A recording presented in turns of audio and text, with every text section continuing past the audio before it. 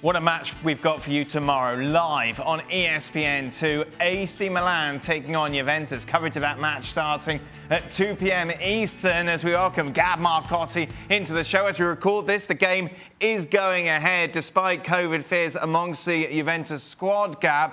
It has been a long time, haven't we? We've seen such a big game with so much on the line between such big sides.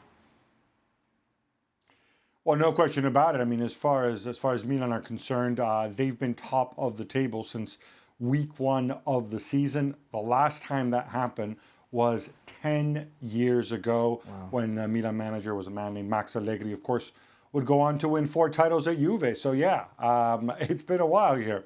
On paper, you look at it, well, Juve should win this, considering the talent they have in their squad when you compare to this Milan side. But the youngsters have really come together. They've pulled together so far this campaign, and they are defying the odds in what they're doing. Things you never thought you'd be talking about was certainly over the last few years, and the last couple of years was Milan being in this position at this point of the season. But this, for whatever reason, and you know we're seeing it in the Premier League with teams up there. We see it in France with PSG lagging behind a little bit at the moment. It is throwing up some different conundrums.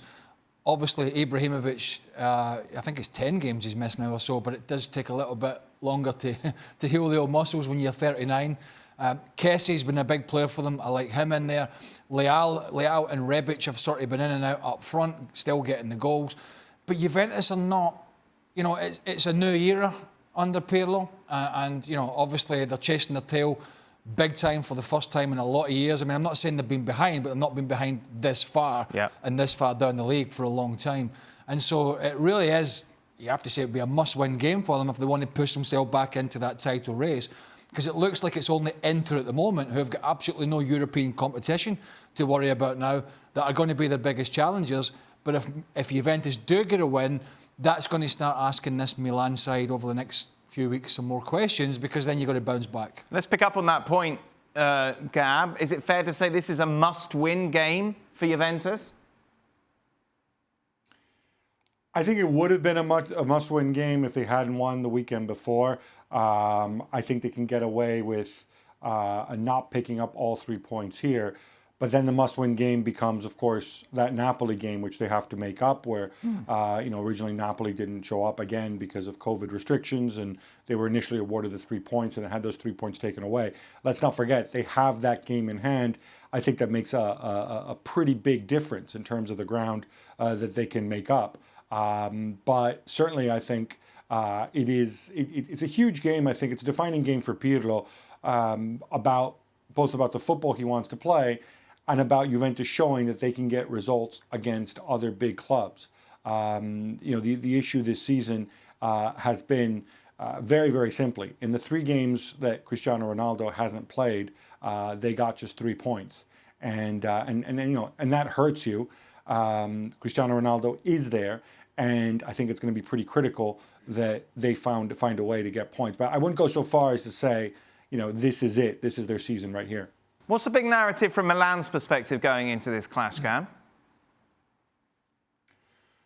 Well, I think the narrative bubbling in the background, and you'll be pleased to know I have a piece up on the website about this, is the fact that, in an unusual situation, this is a team that's top of the league, and they have 3 really big players who all become free agents on June 30th. And in fact, even today, could sign pre-contract agreements to move. And those 3 guys are Ibrahimovic, fine, you'll deal with that at the end of the season. But the other 2 are Çalhanoğlu, who's played really, really well for the last 9 or 10 months. He wants a big pay rise. He won't get a big pay rise. But I think they have a big call to make on him. And of course, the massive one is Gigi Donnarumma. Of course, 21 years old. He's already one of the top 5 highest paid goalkeepers in the world. His agent is Mino Raiola, which doesn't bode well if you're trying to negotiate with him. And that's a big one. And the fear is that they want to get this locked up so it doesn't destabilize their title run. He wants to stay. Equally, the other question is, when you're already making as much money as he is at age 21, how do you then get another big pay rise, which is no doubt what Raiola will be looking for. Right, let's get some predictions then. Gab, what are you going for? I'm going to go for the draw here. I see a draw with goals in it. I'm going to go 2-2. I think one of the big challenges for Juventus, and we're listening to what Craig said about Ronaldo, I completely agree. I think Ronaldo with playing with Dybala, and it's a huge game for Dybala, he's kind of forced to change the way he plays because you don't have the threat behind because Dybala drops off. And I think a lot is going to depend on his performance on the night. It's going to take something special. I'll go for the draw too. Draw 2? Yeah, but high scoring draw. So just to promote it, yeah? I don't want to say 0-0. Well, me and Craig will be back here at 2 o'clock on ESPN2 tomorrow. Big preview of that game.